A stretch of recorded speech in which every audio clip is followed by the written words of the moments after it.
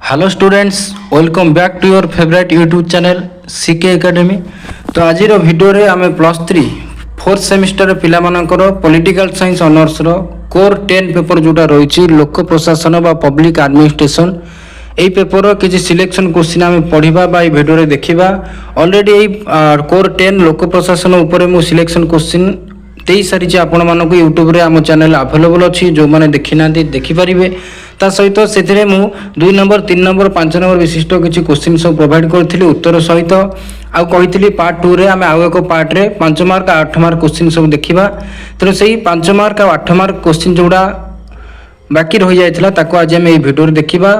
Question सहित मु उत्तर provide करदेवी आपण खोजा पड़ो ना। तो निश्चित रूप भिडियो को आरंभ शेष देखूँ आ कौन सब इंपोर्टाट लंग क्वेश्चन परीक्षा भेरी इंपोर्टाट लंग क्वेश्चन लिखले मार्क आप अधिक पाइबे। तेणु सब लंग क्वेश्चन अटेंड करेंगे। मु सब सिलेक्शन क्वेश्चन आपड़ी ये सब क्वेश्चन निश्चित परीक्षा आसबार संभावना रही। तेणु चलते देखा कौन सब इंपोर्टाट लंग क्वेश्चन रही 5 नंबर 8 नंबर विशिष्ट। मुझे कहीदेक चाहिए भिडियोटी को मुझे भिडियोटी आप देखिए स्पीड कर देखिए जेहेतु बहुत सारा क्वेश्चन आम डिस्कसन करिया। मुझे स्पीड रे कहि आपण माने ताको स्पीड कमे दे पारिबे सेटिंग रे आपण मानको बुझिया पई सुनिबा को सुविधा हो। मुझे स्पीड रे कहि तरबरिया भाबे तेणु आपण माने सेटिंग रे कमे देबे स्पीड को। ठीक अछि, तेणु चलंतु आरंभ करिबा। तेणु देखंतु 5 नंबर विशिष्ट प्रश्न आम आलोचना करवा उत्तर सहित। फास्ट क्वेश्चन देछि discuss the meaning nature and significance of public administration. ये मुझे एकाथरे कंबाइन कर दे देछि आपण मानक परीक्षा आइधर गोटे किंबा दुईटा आसी पारे।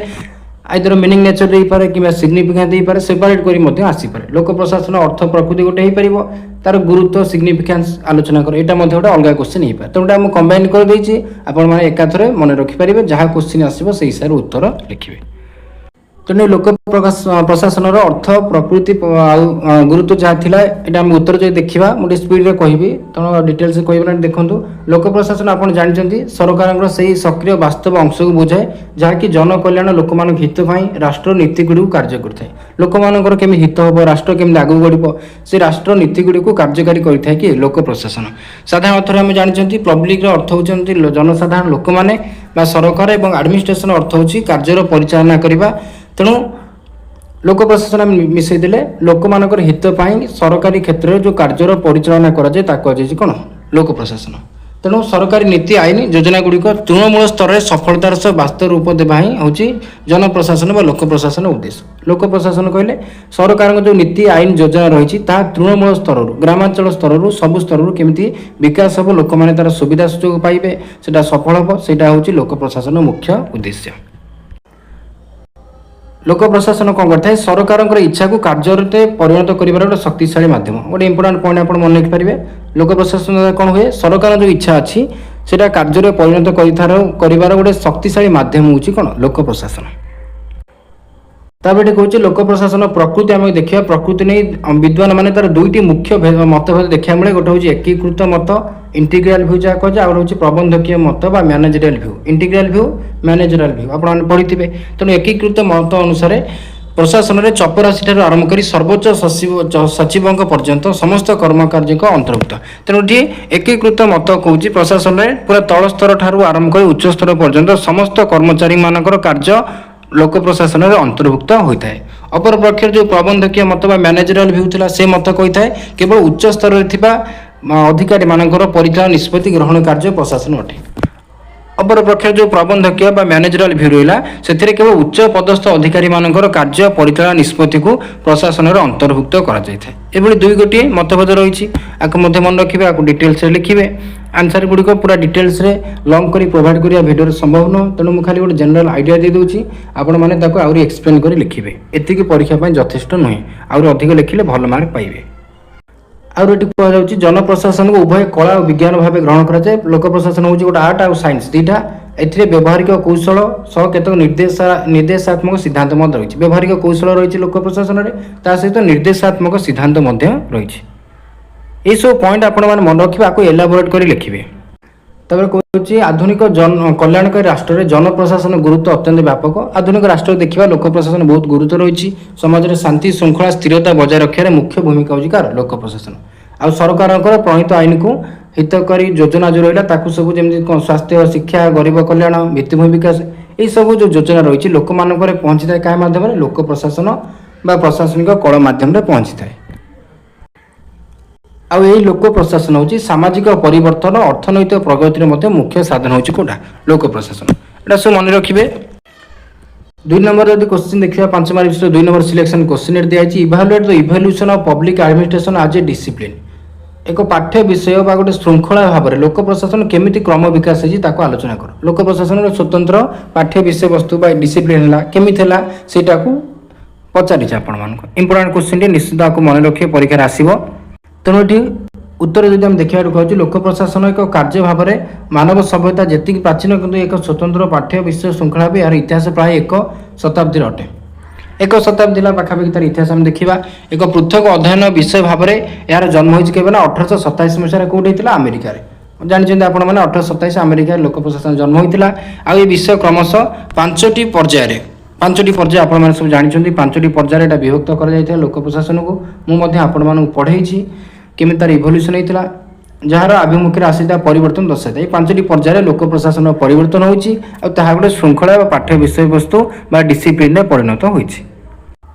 ସେଇ 5ଟା ଷ୍ଟେଜ୍ ଆପଣମାନେ ଲେଖିବେ। ମୁଁ ଅଲରେଡ଼ି ପଢ଼େଇଛି ଆଉ ଆକୁ ଏକ୍ସପ୍ଲେନ୍ କରୁନି। ପ୍ରଥମ ପର୍ଯ୍ୟାୟ ରାଜନୀତି ପ୍ରଶାସନ ଦ୍ୱିବିଭାଜନ ପଲିଟିକ୍ସ ଆଡମିନିଷ୍ଟ୍ରେସନ ଡାଇକୋଟୋମି। এই পর্যায়ে কোণ হয়েছিল কিଏ ସବୁ ବହି କ'ଣ ଲେଖିଥିଲେ ଲୋକ ପ୍ରଶାସନ ଜନକ କାହାକୁ କୁହାଯାଏ ଉଡ୍ରୋ ୱିଲସନ୍କୁ। ଆଉ ଏଠି ପ୍ରଶାସନକୁ ଦୁଇଟି ସମ୍ପୂର୍ଣ୍ଣ ଭିନ୍ନ କ୍ଷେତ୍ରରେ ଦେଖାଯାଇଥିଲା। ଏଇଟା ପ୍ରଥମ ପର୍ଯ୍ୟାୟ ଥିଲା। ମୁଁ ଏକ୍ସପ୍ଲେନ୍ କରୁନି ଆପଣମାନେ ଦେଖିଦିଅନ୍ତୁ। ଦ୍ୱିତୀୟ ପର୍ଯ୍ୟାୟ ସେମିତି ଲେଖିବେ ଏଠି ପ୍ରଶାସନ ନୀତି ସମର ସ୍ୱର୍ଣ୍ଣଯୁଗ ତାକୁ କୁହାଯାଏ 1927ରୁ 37 ଥିଲା। ଏଥିରେ ଲୁଥର ଗୁଲିକି ଉରୁଗ୍ ଭଳି ବିଦ୍ୱାନମାନେ ମଧ୍ୟ ଆସିଲେ। ପରୀକ୍ଷା ଆସିଲା ଆଉ ଏବେ ବୁଝେଇବାର ସମୟ ନାହିଁ ସର୍ଟରେ ଆପଣମାନେ କେମିତି ପ୍ରାକ୍ଟିସ୍ କରିବେ ତେଣୁ ଏଠି ଦେଖନ୍ତୁ ସବୁ। ଆଉ ସେକେଣ୍ଡ ଫେଜ୍ରେ ପୋଷ୍ଟ କୋର୍ ଭିୟୁ ମଧ୍ୟ ଆସିଥିଲା। ତା ସହିତ ଥାର୍ଡ଼ ଫେଜ୍ରେ କ'ଣ ହେଇଥିଲା ନା ତା ସମୟସୀମା ମନେ ରଖିବେ ଡେଟ୍ଟା ନିଶ୍ଚିତ ମନେ ରଖିବେ।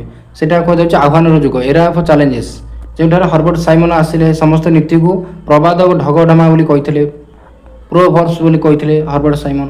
ଆଉ ମାନବ ବ୍ୟବହାର ଉପରେ ଜୋର ଦେଇଥିଲେ। ଏମିତି ତୃତୀୟ ପର୍ଯ୍ୟାୟରେ ସବୁ ହୋଇଥିଲା। ସେଭଳି ଚତୁର୍ଥ ପର୍ଯ୍ୟାୟରେ 1948-1970ରୁ ସମୟସୀମା ଥିଲା। ଏହାକୁ ପରିଚୟର ସଙ୍କଟ କୁହାଗଲା କ୍ରାଇସିସ୍ ଅଫ୍ ଆଇଡେଣ୍ଟିଟି। ଏହି ସମୟରେ ଜନପ୍ରଶାସନ ବା ଲୋକ ପ୍ରଶାସନ ନିଜର ସ୍ୱତନ୍ତ୍ରତା ହରାଇ ପୁଣି ରାଜନୀତି ବିଜ୍ଞାନ ସହିତ ଜଡ଼ିତ ହେବା ବାଧ୍ୟ ହୋଇଥିଲା। ପୁଣି ଲୋକ ପ୍ରଶାସନ ମିଶିଗଲେ କାହା ସହିତ ପଲିଟିକାଲ ସାଇନ୍ସ ସହିତ। ଆଉ ପଞ୍ଚମ ପର୍ଯ୍ୟାୟରେ ଫାଇନାଲ ଯେଉଁ ଥିଲା 1971ରୁ ବର୍ତ୍ତମାନ ଯେଉଁ ଫେଜ୍ ଚାଲିଛି ଏଥିରେ ନୂତନ ଲୋକ ପ୍ରଶାସନ ସୁଶାସନ ବିଶ୍ୱାୟନ ପ୍ରଭାବରେ ଏକ ପରିପକ୍ୱ ଓ ଆନ୍ତଃଶୃଙ୍ଖଳିତ ବିଷୟ ପ୍ରତିଷ୍ଠିତ ଥିଲା। ଫାଇନାଲି ଲାଷ୍ଟ ପେଜ୍ରେ ନୂତନ ଲୋକ ପ୍ରଶାସନ ଗୋଟେ ପ୍ରଶାସନ ତମର ଯେଉଁ ରହିଲା ସୁଶାସନ ଆଉ ବିଶ୍ୱାୟନ ଗ୍ଲୋବାଲାଇଜେସନ ଜଗତୀକରଣ ପ୍ରଭାବରେ ଗୋଟେ ଆନ୍ତଃ ବିଷୟକ ଭାବେ ଏଇଟା ପ୍ରତିଷ୍ଠିତ ହେଲା ଗୋଟେ ନୂଆ ପରିଚୟ ମଧ୍ୟ ପାଇଲା। ତେଣୁ ଏଇଭଳି 5ଟି ପର୍ଯ୍ୟାୟ ମୁଁ ଏଠି ଦେଖେଇଛି ଆପଣମାନେ ଆକୁ ପଢ଼ିବେ ପଜ୍ କରି ଆପଣ ଦେଖିପାରିବେ। ଏଇଭଳି 5ଟି ପର୍ଯ୍ୟାୟରେ ଲୋକ ପ୍ରଶାସନର କ୍ରମ ବିକାଶ ହୋଇଛି। ଲୋକ ପ୍ରଶାସନ ଗୋଟେ ଡିସିପ୍ଲିନ୍ ବା ସ୍ୱତନ୍ତ୍ର ପାଠ୍ୟ ବସ୍ତୁ ବିଷୟବସ୍ତୁର ପରିଚୟ ପାଇଛି। 3 ନମ୍ବର କ୍ୱେଶ୍ଚିନ୍ ଥିଲା compare and contrast public and private administration. ଲୋକ ପ୍ରଶାସନ ଘରୋଇ ପ୍ରଶାସନ ସରକାରୀ ବେସରକାରୀ ପ୍ରଶାସନ ସମାନ ଅର୍ଥ ତାର ମଧ୍ୟରେ ପାର୍ଥକ୍ୟ ତୁଳନା କର କୁହାଯାଇଛି। ଏଇଟା ଭେରି ଇମ୍ପୋର୍ଟାଣ୍ଟ କ୍ୱେଶ୍ଚିନ୍ ପରୀକ୍ଷାରେ ଆସିବ। ତେଣୁ ଏହାର ଉତ୍ତର ଆମେ ଦେଖିବା। ଏଠି କହୁଛି ଲୋକ ପ୍ରଶାସନ ଘରୋଇ ପ୍ରଶାସନ ହେଉଛି ଗୋଟେ ମୁଦ୍ରା ଦୁଇଟା ପାର୍ଶ୍ୱ। ଗୋଟେ ମୁଦ୍ରା ଦୁଇଟା ପାର୍ଶ୍ୱ କାରଣ ଯାହା ଶାସନ କାର୍ଯ୍ୟ ପରିଚାଳନା କ୍ଷେତ୍ରରେ କାର୍ଯ୍ୟ କରିଥାଏ। ଶାସନ କ୍ଷେତ୍ରରେ କାର୍ଯ୍ୟ ପରିଚାଳନା କ୍ଷେତ୍ରରେ ଏ ଦୁଇଟା ପ୍ରଶାସନ କାମ କରୁଛି। ଏ ଦୁଇଟା ପ୍ରଶାସନ ହେଉଛି ଗୋଟେ ମୁଦ୍ରା ଦୁଇଟା ପାର୍ଶ୍ୱ ଭଳି। ଉଭୟ ମଧ୍ୟରେ କେତେକ ସମାନତା ରହିଛି କେତେକ ପାର୍ଥକ୍ୟ ମଧ୍ୟ ରହିଛି। ଯେପରି କ'ଣ ଏଠି କୁହାଯାଏ ଦେଖ ସମାନତା କ'ଣ ରହିଛି ଯୋଜନା ପ୍ରସ୍ତୁତି ଉଭୟ ପ୍ରଶାସନ ଯୋଜନା ପ୍ରସ୍ତୁତ କରେ ସଂଗଠନ ଗଠନ କରେ କର୍ମଚାରୀମାନଙ୍କୁ ପରିଚାଳନା କରେ ସମନ୍ୱୟ ରକ୍ଷା କରେ ହିସାବ ରକ୍ଷା କରେ। ଏଭଳି ଉଭୟ ପ୍ରଶାସନ ପାଇଁ ସମାନ ଭାବେ ଆବଶ୍ୟକ ହୋଇଥାଏ। ଏସବୁ ହେଉଛି ଉଭୟ ପ୍ରଶାସନ ପାଇଁ ସମାନ। ଏଭଳି ସାଦୃଶ୍ୟ ଦୁଇଟି ପ୍ରଶାସନ ମଧ୍ୟରେ ଦେଖିବାକୁ ମିଳେ। ତାପରେ କହୁଛି ହେନରୀ ଫଏଲ୍ ଆପଣମାନେ ତାଙ୍କ ନାଁ ଶୁଣିଥିବେ। ସେ କହିଲେ ଆମ ସାମ୍ନାରେ କେବଳ ଗୋଟିଏ ପ୍ରଶାସନିକ ବିଜ୍ଞାନ ଅଛି ଯାହାକୁ ସରକାରୀ ଓ ବେସରକାରୀ ଉଭୟ କ୍ଷେତ୍ରରେ ସମାନ ଭାବେ ପ୍ରୟୋଗ କରାଯାଇପାରିବ। ହେନରୀ ଫଏଲ୍ କହିଲେ ଗୋଟେ ପ୍ରଶାସନିକ ବିଜ୍ଞାନ ଅଛି ଆଡମିନିଷ୍ଟ୍ରେଟିଭ ସାଇନ୍ସ ଅଛି ଯାହାକି ଉଭୟ ବୋଥ୍ ଗଭର୍ଣ୍ଣମେଣ୍ଟ ଆଉ ପ୍ରାଇଭେଟ୍ ବା ସରକାରୀ ବେସରକାରୀ ପ୍ରଶାସନରେ ସମାନ ଭାବେ ପ୍ରୟୋଗ କରାଯାଇପାରିବ ହେନରୀ ଫଏଲ୍ କହିଲେ। ତେବେ ଏହି ସାଦୃଶ୍ୟ ସତ୍ୟ ମଧ୍ୟ ଉଭୟଙ୍କ ମଧ୍ୟରେ କିଛି ମୌଳିକ ପାର୍ଥକ୍ୟ ବି ରହିଛି ସମାନତା ରହିଛି ପାର୍ଥକ୍ୟ ମଧ୍ୟ ରହିଛି କାହା ଭିତରେ ଲୋକ ପ୍ରଶାସନ ଆଉ ଘରୋଇ ପ୍ରଶାସନ ମଧ୍ୟରେ। ପ୍ରଥମତଃ ଏଠି କହିଲା ପାର୍ଥକ୍ୟ ନା ଜନପ୍ରଶାସନ ଆଭିମୁଖ୍ୟ ହେଉଛି ଜନସେବା କରିବା। ଏଠି ପାର୍ଥକ୍ୟ କୁହାଗଲା ଆପଣମାନେ ଏଠି ଆଇଡେଣ୍ଟିଫାଏ କରନ୍ତୁ ମନ ଦେଇକି ଶୁଣନ୍ତୁ ଭିଡ଼ିଓର ସ୍ପିଡ୍ଟା ଟିକେ କମେଇ ଦେଇପାରିବେ। ଲୋକ ପ୍ରଶାସନ ଆଭିମୁଖ୍ୟ ପ୍ରଥମ ହେଲା କ'ଣ ଜନସେବା ଲୋକମାନଙ୍କର ସେବା କରିବା ଲୋକ ପ୍ରଶାସନ ଉଦ୍ଦେଶ୍ୟ ତା ସହିତ ସାମାଜିକ କଲ୍ୟାଣ ସାଧନ କରିବା ଲୋକମାନଙ୍କ ହିତ ସାଧନ କରିବା ଆଉ ଆର୍ଥିକ ଲାଭକୁ ଗୌଣ ମାନିଥାଏ ଆର୍ଥିକ ଲାଭକୁ ବେଶୀ ଗୁରୁତ୍ୱ ଦିଏ ନାହିଁ କିଏ ସରକାରୀ ପ୍ରଶାସନ ବା ଲୋକ ପ୍ରଶାସନ। ଅପର ପକ୍ଷରେ କ'ଣ ହେଉଛି ନା ବେସରକାରୀ ପ୍ରଶାସନ ବା ଘରୋଇ ପ୍ରଶାସନ ସେଟା କ'ଣ କରିଥାଏ ବ୍ୟବସାୟିକ ମନୋଭାବ ତାର ପ୍ରଫିଟ୍ ମୋଟିଭ୍ ଥାଏ ସେ ବ୍ୟବସାୟ ଦେଖେ ଅଧିକରୁ ଅଧିକ ଲାଭ ଅର୍ଜନ କରିଥାଏ ତେଣୁ ତାର ଉଦ୍ଦେଶ୍ୟ ଅଲଗା ହେଉଛି ଏମିତି ପାର୍ଥକ୍ୟ ଦେଖିବାକୁ ମିଳେ ଲୋକ ପ୍ରଶାସନ ଘରୋଇ ପ୍ରଶାସନ ମଧ୍ୟରେ। ଆଉ କ'ଣ କହୁଛି ଦ୍ୱିତୀୟତଃ ଲୋକ ପ୍ରଶାସନ ଜନସାଧାରଣ ସଂସଦ ନ୍ୟାୟାଳୟ ନିକଟରେ ସ୍ୱଚ୍ଛ ଉତ୍ତରଦାୟୀ ରହେ। ଲୋକ ପ୍ରଶାସନ ସଂସଦ ପାର୍ଲାମେଣ୍ଟ ନ୍ୟାୟାଳୟ ଜୁଡ଼ିସିଆରୀ ଏସବୁ ପାଖରେ ଉତ୍ତରଦାୟୀ ରହିଥାଏ ଆକାଉଣ୍ଟେବଲ୍ ରହିଥାଏ କିନ୍ତୁ ଘରୋଇ ପ୍ରଶାସନ ତାର ମାଲିକ କିମ୍ବା ସେୟାରଧାରୀଙ୍କ ପାଖରେ ଜବାବ ରହେ ତାର ମାଲିକ ଯିଏ ରହିଲେ କିମ୍ବା ସେୟାର ହୋଲ୍ଡର ଯିଏ ରହିଲେ ତାଙ୍କ ପାଖରେ ଉତ୍ତରଦାୟୀ ରହେ କିଏ ଘରୋଇ ପ୍ରଶାସନ। ତାପରେ ତୃତୀୟତଃ କହୁଛି ଆଇନ ଓ ନିୟମ ପ୍ରୟୋଗ କ୍ଷେତ୍ରରେ ଲୋକ ପ୍ରଶାସନ ଅତ୍ୟନ୍ତ କଠୋର ଏହା ସମସ୍ତ ନାଗରିକଙ୍କ ପ୍ରତି ବିନା ଭେଦଭାବରେ ସମାନ ବ୍ୟବହାର ପ୍ରଦର୍ଶନ କରେ। ଲୋକ ପ୍ରଶାସନ ଯେଉଁଟା କଠୋର ଆଇନ ପ୍ରଣୟନ କରେ ଅତ୍ୟନ୍ତ କଠୋର ଆଇନ ଆଉ ଏହା ସବୁ ନାଗରିକଙ୍କୁ ସମାନ ଦୃଷ୍ଟିରେ ଦେଖେ କୌଣସି ଭେଦଭାବ ଏଟା କରେ ନାହିଁ। କେଉଁଟା ଲୋକ ପ୍ରଶାସନ ସମସ୍ତଙ୍କୁ ସମାନ ବ୍ୟବହାର ପ୍ରଦର୍ଶନ କରିଥାଏ ଆଉ ଏହାକୁ ଅନେକ ସମୟରେ ନାଲି ଫିତାବାଦ ପ୍ରଥା ବା କାର୍ଯ୍ୟ ବିଳମ୍ବ ବୋଲି ମଧ୍ୟ କୁହାଯାଏ। ଲୋକ ପ୍ରଶାସନ ଯେଉଁ କାମଟା କରିବ ଗୋଟେ ଦିନ ହେଇପାରିବ ନା 100 ଥର 10 ଥର 15 ଥର ଅଫିସକୁ ଦୌଡ଼ିବାକୁ ପଡ଼ିବ ତେଣୁ ଯେକୌଣସି କାର୍ଯ୍ୟ ପାଇଁ ବିଭିନ୍ନ ତାର ପ୍ରକ୍ରିୟା ଅଛି 7 ଦିନ 8 ଦିନ ଲାଗିଯିବ ସେଇ ପ୍ରକ୍ରିୟା ଯେଉଁ ବିଳମ୍ବ ହେଉଛି କାର୍ଯ୍ୟରେ ତାକୁ କୁହାଯାଏ ନାଲି ଫିତାବାଦ ପ୍ରଥା ଏଇଟା କହିଛି ଆପଣମାନଙ୍କୁ ତେଣୁ ଏଇଟା ମଧ୍ୟ ଲୋକ ପ୍ରଶାସନ ଦେଖିବାକୁ ମିଳେ। କିନ୍ତୁ ବେସରକାରୀ ପ୍ରଶାସନ ଯେଉଁ ରହିଲା ପ୍ରାଇଭେଟ ଆଡମିନିଷ୍ଟ୍ରେସନ ବା ପବ୍ଲିକ ପ୍ରାଇଭେଟ ଆଡମିନିଷ୍ଟ୍ରେସନରେ କ'ଣ ହେଉଛି ନା ଏଠି ବହୁତ ନମନୀୟ ପରିବର୍ତ୍ତନଶୀଳ ହୋଇଥାଏ ଏଠି ନିୟମଟା କଠୋର ହେବ ନାହିଁ ଆଜି ଗୋଟେ ନିୟମ ଅଛି କାଲି ତାଙ୍କ ମାଲିକ ଆଉ ଗୋଟେ ନିୟମ କରିଦେଲା ତେଣୁ ଗ୍ରାହକଙ୍କ ଦୃଷ୍ଟି ସ୍ୱାର୍ଥକୁ ଦେଖିକି ଆବଶ୍ୟକତା ଦେଖିକି ବଜାର ସ୍ଥିତିକୁ ଦେଖିକି ବେସରକାରୀ ପ୍ରଶାସନରେ ନିୟମକୁ ପରିବର୍ତ୍ତନ କରାଯାଇଥାଏ କିନ୍ତୁ ଘରୋଇ ପ୍ରଶାସନ ନିୟମ ପୁରା କଠୋର ନିୟମ ରହିଥାଏ। ବର୍ତ୍ତମାନ ଯୁଗରେ ଉଭୟ ପ୍ରଶାସନ ପରସ୍ପର ଠାରୁ କୌଶଳ ଶିଖି କାର୍ଯ୍ୟ କରୁଛନ୍ତି ଗଭର୍ଣ୍ଣମେଣ୍ଟ ଆଡମିନିଷ୍ଟ୍ରେସନ ବା ପବ୍ଲିକ ଆଡମିନିଷ୍ଟ୍ରେସନ ଫଲୋ କରୁଛି ପ୍ରାଇଭେଟ ଆଡମିନିଷ୍ଟ୍ରେସନ ଆଉ ପ୍ରାଇଭେଟ ଆଡମିନିଷ୍ଟ୍ରେସନ କୌଶଳ ମଧ୍ୟ ପବ୍ଲିକ ଆଡମିନିଷ୍ଟ୍ରେସନ ଫଲୋ କରାଯାଉଛି ଉଭୟ ଦୁଇ ଜଣଙ୍କୁ ଅନୁକରଣ କରୁଛନ୍ତି। नेक्स्ट देला explain max weber bureaucratic theory and it's criticism. Max weber को जो अमलातंत्र प्रशासन तत्व अच्छी ताको व्याख्या कर तार समालोचना व्याख्या कर एमती गोटे क्वेश्चन आसी पारे तार उत्तर देखा कौन हम तेणु उत्तर देखा जर्मान समाज विज्ञानी मैक्स वेबर कौटिकार जर्मान समाज विज्ञानी मन रखिए सर्ट क्वेश्चन हो पारे तेणु से लोक प्रशासन क्षेत्र में अमलातंत्र ब्यूरोक्रासी गोटे वैज्ञानिक आदर्श रूप उपस्थापना कर मन रखिए मैक्स वेबर देखते कौन ना आइडियल टाइप ऑफ ब्यूरोक्रासी वैज्ञानिक आदर्श रूप गोटे अमलातंत्र कथा कहते मतरे आधुनिक बृहत संगठन गुड़ी दक्षतार सह चलैया अमलातंत्र सबुठ श्रेष्ठ युक्तियुक्त माध्यम आधुनिक क्षेत्र में बड़ बड़ जो संगठन अच्छी आम दक्षतार सहित चलैबा केमी चलैबा से आमको अमलातंत्र साहाय्य नेबा पड़ता अमलातंत्र कहले को माने आपण जानिथिबे सरकारी कर्मचारी जो माने कहुच्छे कौन अमलातंत्र तेणु अमलातंत्र मानकर साहाय्य निया जाय थाए अमलातंत्र हूँ गोटे श्रेष्ठ युक्तियुक्त माध्यम गोटे संगठन को परिचालना करने एक कहले कि मैक्स वेबर आगे कहूँ मैक्स वेबर यही सिद्धांत मुख्यतः आईनगत विवेकानुमत कर्तृत्व लीगल रेशनल अथॉरिटी उपर आधारित मैक्स वेबर जो अमलातंत्र कथा कहते से अमलातंत्र सिद्धांत कौ प्रकार अथॉरिटी कौ प्रकार कर्तृत्व पर आधारित आईनगत एवं युक्तियुक्त कर्तृत्व विवेकानुमोदित युक्तियुक्त समान अर्थ लीगल रेशनल अथॉरिटी पर आधारित मैक्स वेबर जो ब्यूरोक्रासी थ्योरी कही जो व्यक्ति अपेक्षा पदवी नियम को सर्वोच्च मान्यता दि जाए ये व्यक्ति गुरुत्व दि जाए जी से पदवी बसला ताकू गुरुत्व दिहला आउ नियम को समस्ते मानी था ये कथा कहते कि मैक्स वेबर अमलातंत्र केते मुख्य वैशिष्ट्य रही वैशिष्ट्य से प्रथम कौन कहूँ स्पष्ट श्रेणी विभाजन डिविजन ऑफ लेबर कथा कहते लोक मान भितर श्रम को बांटी दि जाए जार जहाँ दायित्व रही कर्मचारी मैंने से हिसाब से कम करती पूर्व जहाँ फिक्स थी से कम से करेंगे द्वितीय कौन कहला पदानुक्रम बा सोपान श्रृंखला हायरार्की कहुच्छे ये उच्च नीच क्रम गोटे संगठन में पदवी सब लोक मैंने कर्मचारी मैंने रही था हाई टू लो एमती कर्मचारी मैंने उच्च नीच क्रम में सजेक रही था यहाँ द्वितीय वैशिष्ट्य।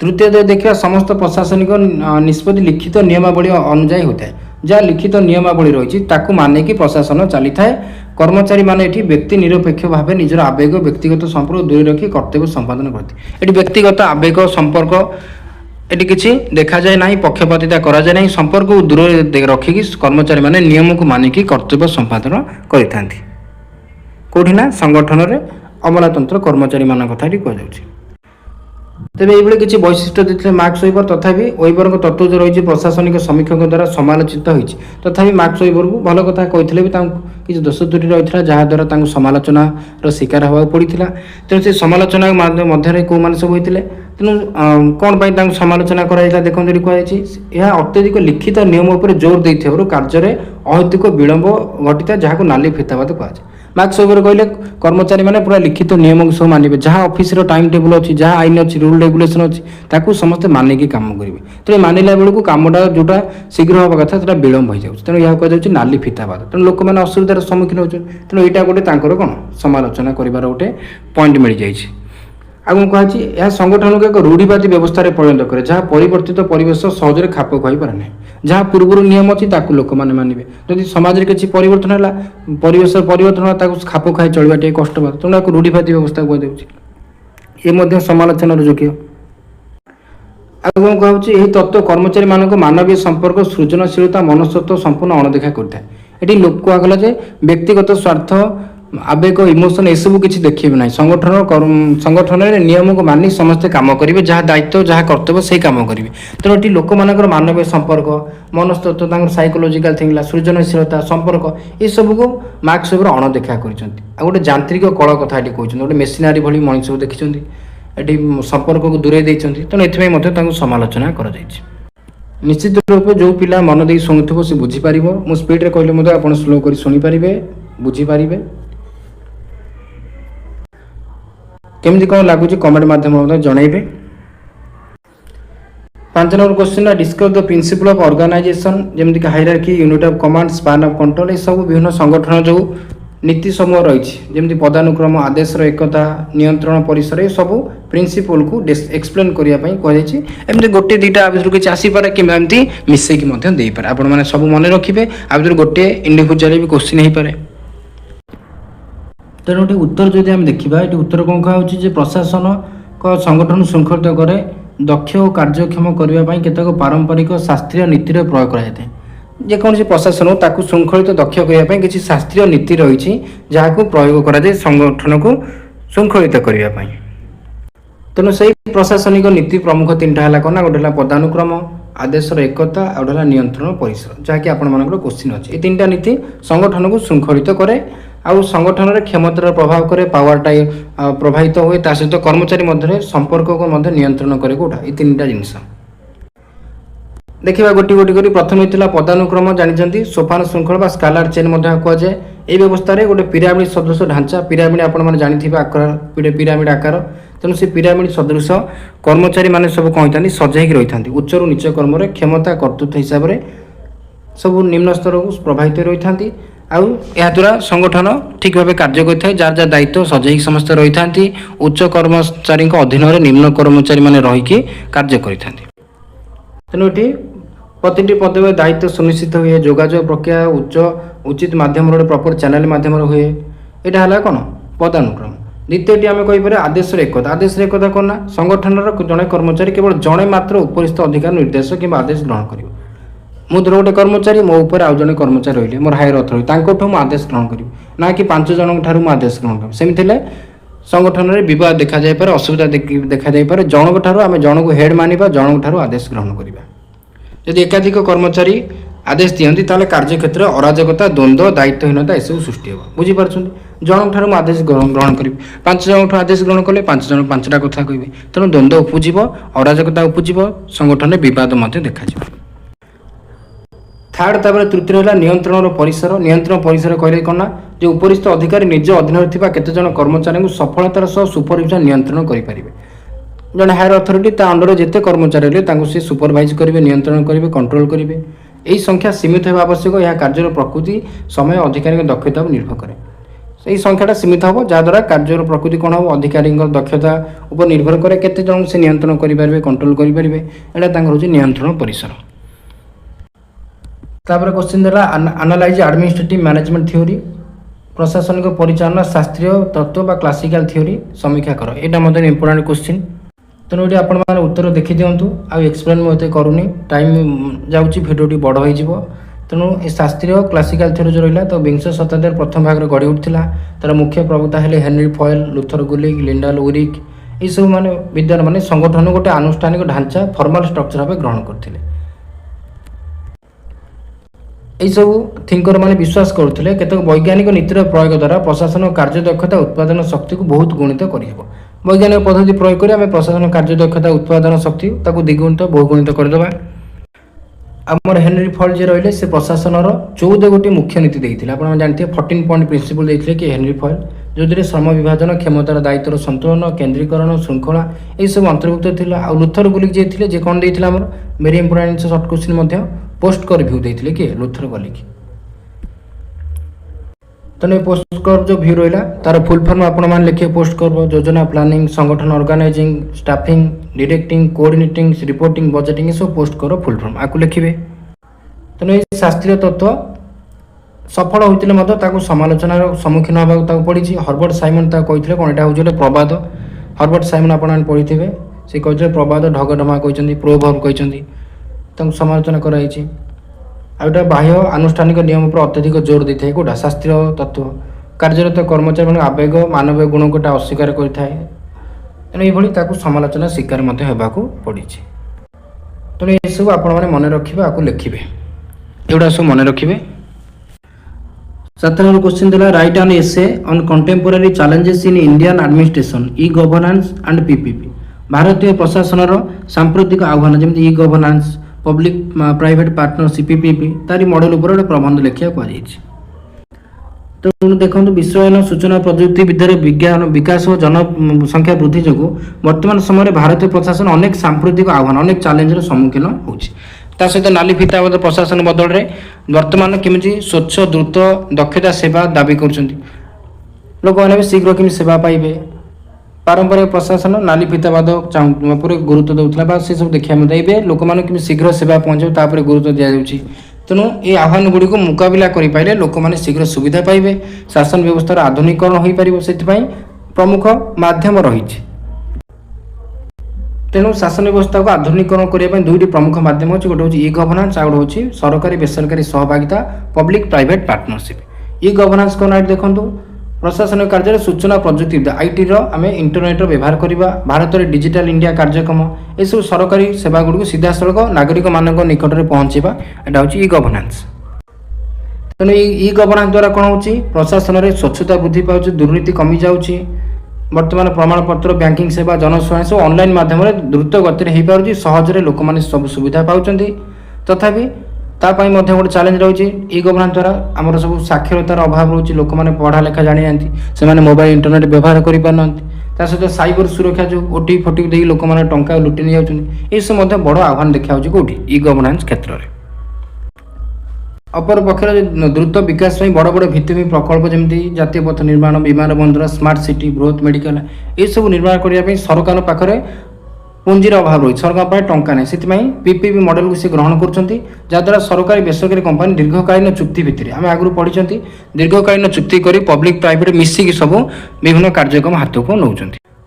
तेणु मिसिकी से कम कले या द्वारा कौन है ना बेसरकारी क्षेत्र पुंजी दक्षता अत्याधुनिक प्रजुक्ति सुफल मिलता है सरकार किसी अवदान रहा बेसरकारी क्षेत्र किसी अवदान रहा जहाद्वारा देश आगू बढ़ला आ प्रशासन अधिक प्रगतिशील हो पार्छ। यह कहूँ पीपीपी मोड आपण पब्लिक प्राइवेट पार्टनरशिप मोड दीज दीर्घकालीन चुक्ति करी काम कले।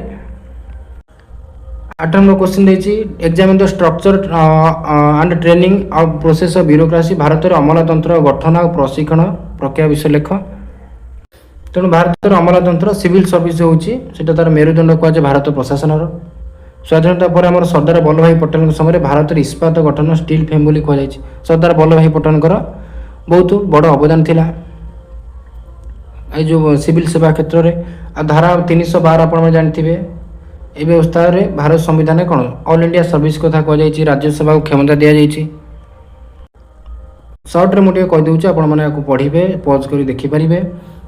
तेणुटी भारत जो सिविल सर्विस रही सेवा रही 3टी स्तर विभक्त कराई 3टी स्तर तार रही कौन कौन देखा। प्रथम ये हूँ सर्वभारतीय सेवा ऑल इंडिया सर्विस जो आईएएस आईपीएस आईएफएस ये सब जंगल सेवा रही यही अधिकारी मैंने केंद्र सरकार द्वारा मनोनीत हो उभय केंद्र राज्य स्तर में गुरुत्वपूर्ण पदवी में कार्य करते। द्वितीय है केंद्रीय सेवा सेंट्रल सर्विस ए कौ मैंने अंतर्भुक्त होते हैं भारतीय विदेश वैदेशिक सेवा आईएफएस राजस्व सेवा आईआरएस एम सब द्वितीय अंतर्भुक्त होते हैं। से तृतीय यदि देखा यह हूँ राज्य सेवा स्टेट सर्विस जो ओडिशार ओएस ओपीएस ऑफिसर मैंने राज्य प्रशासन नियंत्रण ये 3 भाग में रही सब पदवी पूरण करता किए ना यूपीएससी ओपीएससी संस्था मेधावी परीक्षा कर पिला बाछिक नहीं थाए से सेवा कर सब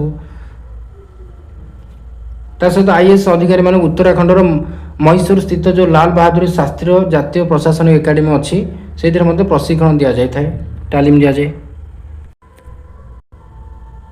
यही प्रशिक्षण काल से भारतर आईन प्रशासनिक कौशल ग्रामीण वास्तवता विपर्य विषय सबकुछ ट्रेनिंग दि जाए फील्ड ट्रेनिंग सब यह दि जाए तालीम दि जाए नियुक्ति दि जाए।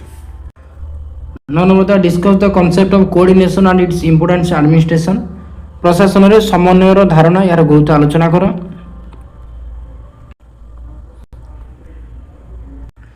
तेणु यार उत्तर आपण माने सामने रहिला आपण माने देखि दे परिबे निजे पढंतु देखंतु यार उत्तर सब कोन लिखा हिची पॉज करी पढी पारे। प्रशासन दुईटी मुख्य भाव में समन्वय को विभक्त कराई गोटे हूँ आभ्यंतरीण समन्वय आउटा हूँ बाह्य समन्वय। आभ्यंतरीण समन्वय कौन गोटे निर्देशक विभाग उपर तल कर्मचारी मान कार्य एकता जरूरी थाए। गोटे डिपार्टमेंट रे उच्च नीच कर्मचारी रही भितर जो एकता रहा आभ्यंतरीण समन्वय।